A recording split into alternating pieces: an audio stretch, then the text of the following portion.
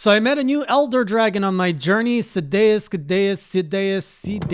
whatever his name is. Anyways, he's not very threatening compared to other. Oh, get out of here! Pidgey hunts. Welcome back, hunters, to another Monster Hunter Journal. If you're new to the channel, what I do is I pick a Monster Hunter game, I play through it on stream, and I document my journey. If you're all about that, please subscribe, follow along, turn on the bell, do that thing that all the YouTubers tell you to do, for there is a new journal most weeks, every week, where I progress through Monster Hunter 3 Ultimate currently, and I have just finished low rank. We are now in high rank, where everything torments you, hurts you, and makes you shake back and forth, especially the frickin' pickle. I met the pickle. Anyways, here's a recap of what went on in the last few weeks. It's been a while since I shared an update, despite me saying I just said that I post every week. So, getting close to low rank, we had finished fighting Aknaktor, and I had an extra stream. I had just moved over to the Switch Axe, and now I'm like, you know what? I gotta get my Switch Axe collection in order. I've been focusing so long on longsword. I'm a little bit low on the resources for the Switch Axe. And so I started grinding some stuff, grinded my Hunter rank. I think I'm at Hunter rank 3 or 4 now in Monster Hunter 3 Ultimate. Got a bunch of new ingredients for my canteen. Got a bunch of new ingredients to build a Switch Axe. So now I've got a water Switch Axe and a fire Switch Axe. For the water, I went with the Ludroth Switch Axe. And for the fire, I went with the Qurupeco Switch Axe. You know, because I love that thing so much. So the ingredients is interesting because I'm starting to learn what type of ingredients to mix. Like if you're mixing your milk with your bread, who does that? Or if you're mixing your fish with your milk, also who does that? The types of abilities that it gets, also depending on the type of cooking you do. And I discovered that one of them is basically a divine blessing. So an editor better not be like putting that stupid divine blessing meme everywhere, which I don't even understand the memes that are in this video half the time. So anyways, it's called like defensive something, and it lowers the damage you take sometimes, maybe, if the game feels like it. And it's been my go-to. Now I don't remember it by heart, but I think it's if you put bread and fish together that you get that. So I unlocked more fish, which lets me get more stars, which means more health, if I'm understanding all that right. So we did that in multiplayer. It was a good time. Now I have 2 axes to play with, and it's great because the fire axe is great for my water monsters, and the water axe is good for all the volcano monsters I've been fighting. So the next new monster that was up on our kill all list was Uragaan, and I just so happened to have my water axe. I was going into this fight really not expecting to like him because I didn't enjoy fighting him in World too much because he just makes my axe bounce everywhere. In this one, he's slower like every other monster, and everything was just kind of flowing a lot better until I succumbed to the chat pressure, which was like, break the chin. And I was like, how do you guys want me to break the chin? I just keep like bouncing off the chin. I don't want to hit the chin. The chin is like the obvious part you don't want to hit on Uragaan. And they're like, use the mind's eye, your sword. I was like, oh yes, I forgot that I have the part of the Switch Axe that doesn't bounce. And so I'm like, all right, let's try on the chin. And so I got like slapped around by the chin a few times. And finally, after a few more, I don't even know what to call them, swing, swoosh, whatever, the chin broke, and then I could slice my axe, my sword, anything I wanted to, right through this guy's face. And so Uragaan after that was pretty much done. I was wondering if they would still have him roll. He doesn't roll the same way in World, which I think is better. Like he has 2 rolls. He has the one where he goes up on the mountain. He's like, look at me. And then he dirt bikes all the way around you. That one's cool. I like that. And then sometimes he'll roll in a small area that he just kind of bounces back and forth. Like he'll just roll maybe once or twice just to reposition. Not a big fan of that, but it still feels less roly-poly than my initial impression of World. And I just had an idea because I am getting so many different perspectives of this universe, franchise, and monsters. I think I need to go back to World after I'm done with all of this to see World through a whole different lens. So you know what? Let's add on to the 8-layer cake of Monster Hunter we're already on, because I already committed to 3U, 4U, GU. Add in another visit to World, because why not? I'm revisiting Rise, and there's never enough Monster Hunter. So finished him, which unlocked the final quest for low rank, which is the Ceadeus quest. And this one, I was terrified because I heard it was an Elder Dragon. I heard it was underwater, and I have not really gone back to underwater fights since my Laggy massacre, and that is the massacre where he massacred me. So I've been absolutely terrified of getting into that zone. And so I went in, the chat was all hyped. They're like, oh, it's going to happen. It's going to happen. I was like, oh no, if the chat's excited, I know it's going to be painful for me. So I got all my items. I'm like, all right, let's go. I got the mask on the kids. Let's put on our fighting face and let's see what this is all about. So pleasantly surprised to see that there's just 3 pieces of the map. I'm like, okay, so I'm not going to be running around too much. This is good. Or swimming around. Then I jump and I see this magnificent beast. What size of this thing? Just like, it kind of reminded me of the monster, not really the monster, but the creature from the Neverending Story. And now the editor's probably going to put it next to each other and you guys are going to be like, what are you thinking about? But I'm going completely off nostalgia and like memory. I just remember the thing flying in the sky in Neverending Story being the same color, has fur, and has a beard. And I'm pretty sure Ceadeus has all of those features. So he's swimming slowly in the water. I was like, well, that's not very fearsome. And the music is really like slow and kind of like epic. And I was like, all right, I like the music. I like this. And I'm like, I'm going to slice this thing. And I'm just like flailing in the water, not hitting anything because I have so much troubles with depth perception. And I know I'm not the only one. That's one of the issues with underwater is the depth perception. And when it's this big, you just don't know because like the closer you get, your screen, your camera just fills with fur and you're like, am I close enough to the fur? And a lot of the times I wasn't. So I'm like, okay, this is doable. And I'm a little bit like cautious. I was like, all right, let's get in here. Let's attack the back and then let's attack the tail. No, the tail wags too much. All right, let's go near the beard. Okay, the beard's okay, but sometimes he shakes. So let's stay on the back. And I'm kind of being like cautious and everything. And the music just like, like it reminds me of it reminds me of the Hyrulean Castle theme from Breath of the Wild, but it isn't. It's a different epic. Same epic type, different song. And then we're going, and then we make it to the second scene. And at this point, I'm getting a little bit disappointed. I was like, wait a minute, is this all we're doing? Are we just following this thing and bashing it wherever we want? Because this is kind of boring.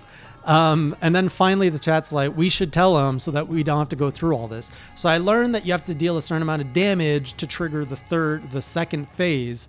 And that's when they're like, just hit him in the beard. The beard's his weak spot. So I like, all right, let's slice up his beard. And finally we made it to the third area. We unlocked the other area. I was like, all right, now I'm on guard. Let's see what goes on. And now he's like moving up and down slowly. And I'm swimming. I'm trying to catch up. And he's not really attacking like too intensely. He's doing like little whirlpools. He's blowing his water.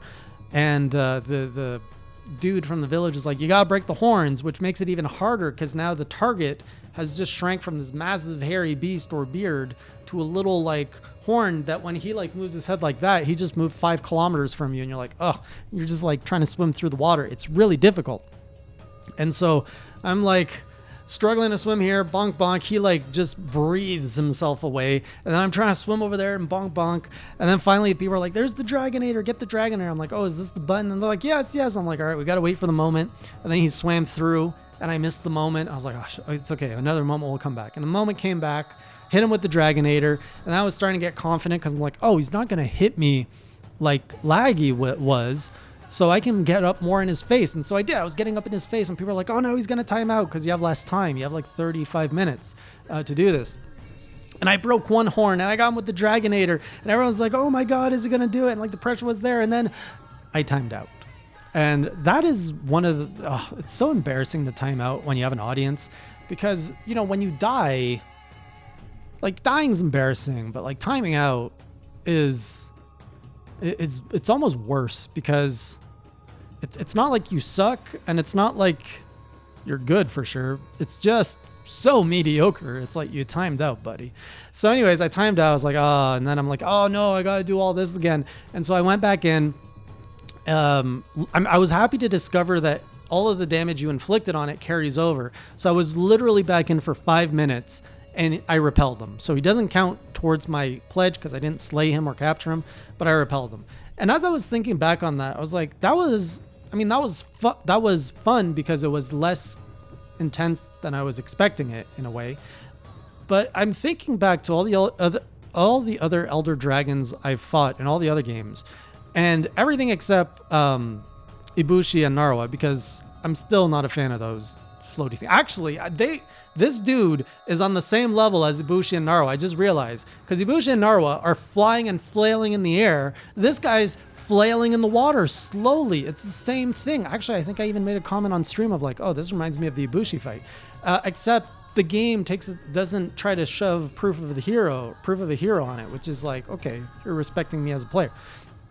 So when you compare it to all of the other Elder Dragons, like Worlds, all the Elder Dragons like Teostra, the Dead Thing, the like Valstrax and Rise, like all these cool Elder Dragons, and then you've got Grandpa Floatsome, and it's just not really like on the same scale. It's majestic, but I was expecting it to have a little bit more bite. And now I might live to regret these words because I only repelled it, so maybe there's a harder fight down the road. But where I'm at right now, initial impressions, cool, but was expecting more. So that's where we are with Ceadeus. It was a lot easier than I thought. And I have to say, I actually took the time to look at his armor, like full armor set online, because the small pieces I saw of the Helios armor set looked fantastic. I was like, oh, I want that, but I have no parts. And that is the story of AJ and Monster Hunter 3U. Oh, I want that, but I have no parts. Like seriously, after 2 streams of grinding with multiplayer, grinding by myself, I'm like, surely I've amassed something to buy some, like I'm hoping I have something that I can buy. Nope, my armor list, the forging list, it's all grayed out. I still can't build anything. That is 8 hours of gameplay, and I still cannot build anything. If you do not commit and focus on one piece of armor and actively try to pursue it for like dozens of hours, you are not getting some armor in this game. So that's a little bit frustrating. So with that, we unlocked high rank, and the pain gates have opened because high rank is always, we all know what high rank does. So I wasn't looking forward to the pain from this.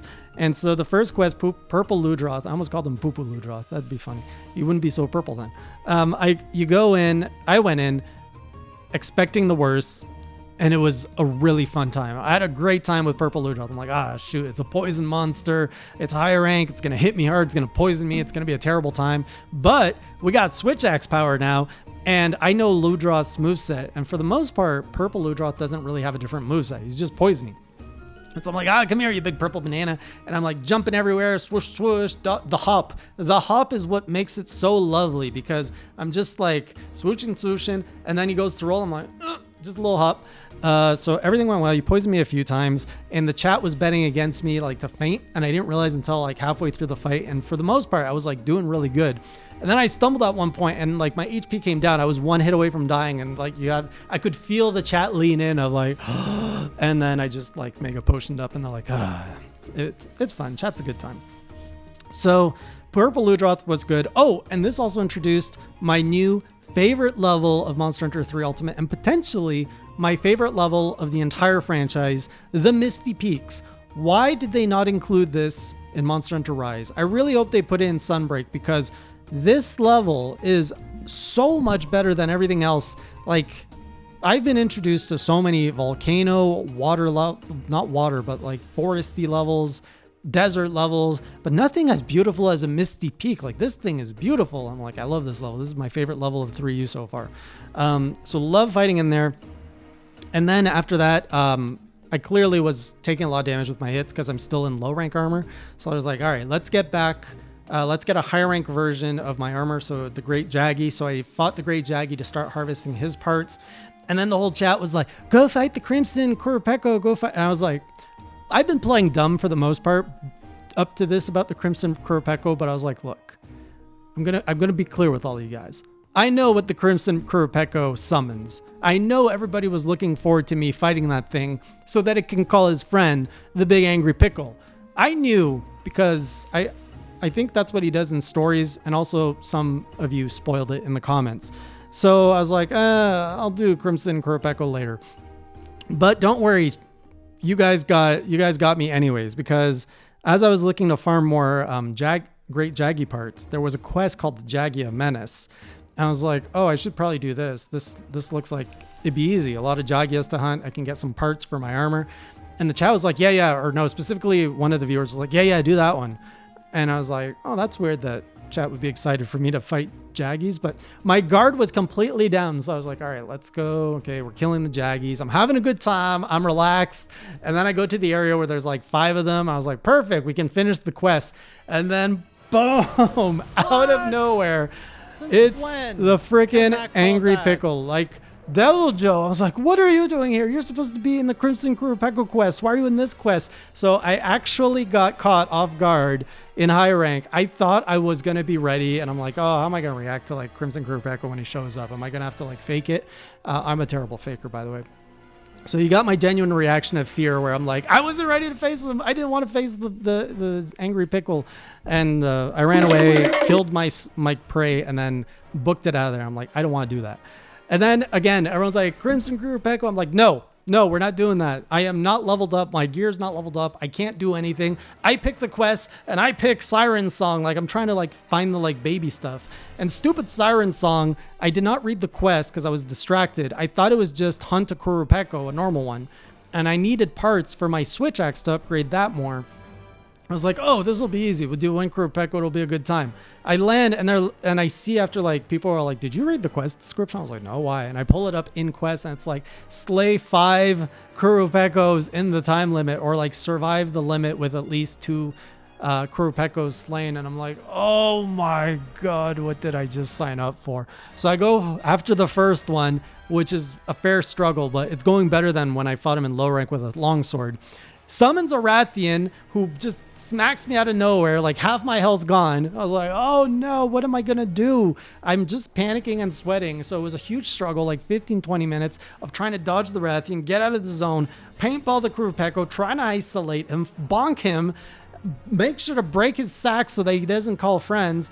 And then like after that sweat was done, another Qurupeco shows up and I was like, oh, I gotta do this one more time. Like you had to do 2 minimum, up to 5 maximum in the quest.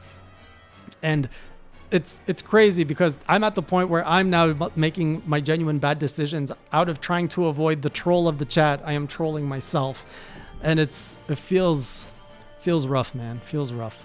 Luckily, I did kill the second Qurupeco, and I think I had carded twice, so I was very close to dying.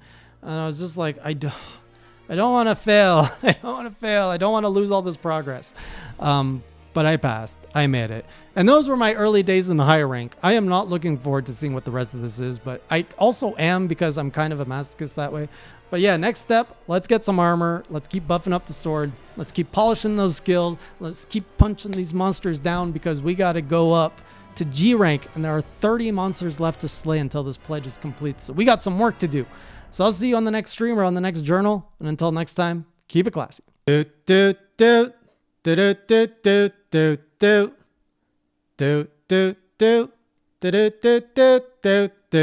Subscribe.